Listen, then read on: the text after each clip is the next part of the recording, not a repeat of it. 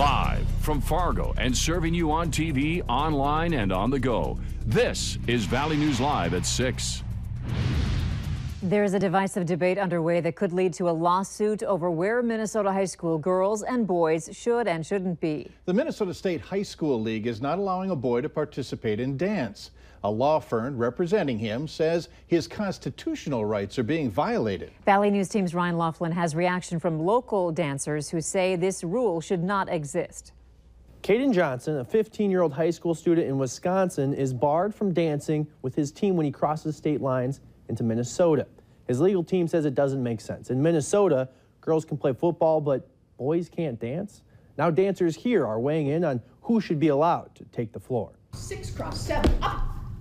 Bonnie's been teaching dance many years. longer than she cares to admit. She's getting her dancers ready for the Nutcracker Ballet in their holiday show. In a sport usually dominated by girls, men come in and steal the show sometimes. Today, it's the boys in the spotlight. While they're focusing on ballet now, she says she's taught it all. Ballet, tap, jazz, hip-hop, Irish Celtic dance, soft shoe and hard She could go on, but it's not just the type of dances that are different. It's all different types of dance, all different people coming through. Which is why she was surprised to hear the Minnesota State High School League is keeping a boy from competing. You know, I'm kind of surprised because I haven't even heard of this myself. I've known some guys that were on competition teams, and they really, so many times, really welcomed it. These guys say they've only ever had good experiences in the dance studio, but are befuddled about the situation in Minnesota. It's really odd to me. I just don't understand why they won't let him dance. It's all what you want to do and how you feel about it. So if it makes him feel good and you're a guy and you're dancing, that's completely fine. You keep dancing. Now a lawsuit is looming in Minnesota, but it's not discouraging anyone here from dancing to their own beat. 1 and 2 and 3, back attitude. We asked the Moorhead High School dance team if they've ever encountered a situation like this. They say they haven't, but their coach says they openly encourage guys to try dancing and are even open to the idea of them competing. I'm Ryan Laughlin for Valley News Live. The Pacific Legal Foundation, the firm representing the Wisconsin boy, says they need to change the rules or get sued. The only reason these laws are on the books are due to outdated notions about which gender should be competing in which sports. There's no reason to tell boys that they can't dance except for the silly rationale that dancing is feminine. The law firm says the Minnesota High School League has until November 3rd to rewrite their rules or face litigation. Big changes are ahead for the Boy Scouts. The organization announcing today it will soon start accepting girls. The Scouting Board of Directors voting unanimously to make the historic change. Starting in 2018, girls can join Cub Scout packs, which consist of smaller groups called dens. Those dens, however, will remain single gender. So there will be dens for girls and dens for boys. Girls can work their way up the ranks and will have the opportunity to earn the rank of Eagle Scout. Tonight on Valley News Live at 9 on Fargo CW and on Valley News Live 10 at 10, we're going to talk with local Boy Scout organizers about the change. An Edgeley, North Dakota farmer has been recognized by President Donald Trump after writing a message in his field. Gene Hansen recently plowed the message, "We stand," for the national anthem in his bean field near Edgeley. It comes in response to the controversial kneeling protest that some NFL players are taking part in.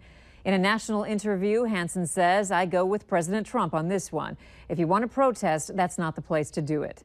The story was shared by President Trump with his nearly 23 million followers with the caption, "Thank you, Gene Hansen, a great American and farmer who is standing up for our flag, our anthem, and our country." Leaves have been on the move all day long. Let's find out if they'll be settling down tonight. Hutch is here with a first look at the forecast. Well, and that is what happens when the air is in a hurry. It's been in a hurry all day long with gusts over 35 miles per hour recorded today here in the valley. We have a few high clouds and the wind still blowing out there. Stayed a little cooler than expected as that warm air parked in central parts and western parts of South Dakota this evening. Temperatures will be slow to cool, but we will drop into the low to mid 50s as we go through the evening. Look at those winds, sustained 15 to 20 miles per hour, gusts still over 30 miles per hour at times right into the overnight hours. I'll tell you how that impacts your forecast for tomorrow, and we'll have an update on our weekend outlook coming up here in a few moments. All right, thanks, Hutch. And make sure you have the Valley News Live Storm Team weather app so you can keep up with the weather anytime, anywhere. You'll get the latest forecasts and conditions so you can plan your day. Just search VNL Weather in the App Store and download it for free. Police want you to know about a level 3 sex offender living in Grand Forks. Michael McGee was recently released from the North Dakota Penitentiary and is now living at 18 North Washington Street. Police say McGee has a conviction for aggravated sexual assault that happened in 2003. McGee has a lifetime registration requirement in North Dakota. Alcohol was a factor in a rollover crash that led to 2 North Dakota men being ejected from their vehicle. The crash happened about 7 miles north of Lemoore. Authorities say 32-year-old Skylar Julke of Lemoore was driving and drifted off the road into the ditch. That's when his pickup hit an approach. It went airborne and rolled. Julke and his passenger, 21-year-old Hunter Hawkinson of Marion, both had to be airlifted to Sanford in Fargo for treatment. Neither was wearing a seatbelt at the time of the crash. They're listed in fair condition. Julke is also facing a DUI charge. A Fargo man's recovering from injuries suffered in a roundabout accident south of Moorhead. State Patrol says 57-year-old Mark Askegard lost his brakes and rolled Monday on Highway 75 and 60th Street South. His injuries were not life-threatening. With less than 24 hours before its grand opening, the first Chick-fil-A that's set to open Thursday in North Dakota had nearly 20 people camped overnight in front of its doors. The new Grand Forks Eatery will be located at 3230 32nd Avenue South and will bring about 100 jobs to the Red River Valley.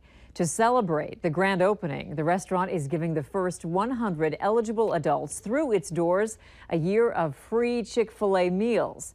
The doors will open officially Thursday morning at 6:30 a.m. What excitement, huh? Yeah, no kidding. There are some people who say their downtown Fargo experience is being negatively impacted. A closer look at the concern later on Valley News Live at 6. Up next, what's being done to make sure the kids that are going to our schools finish their education.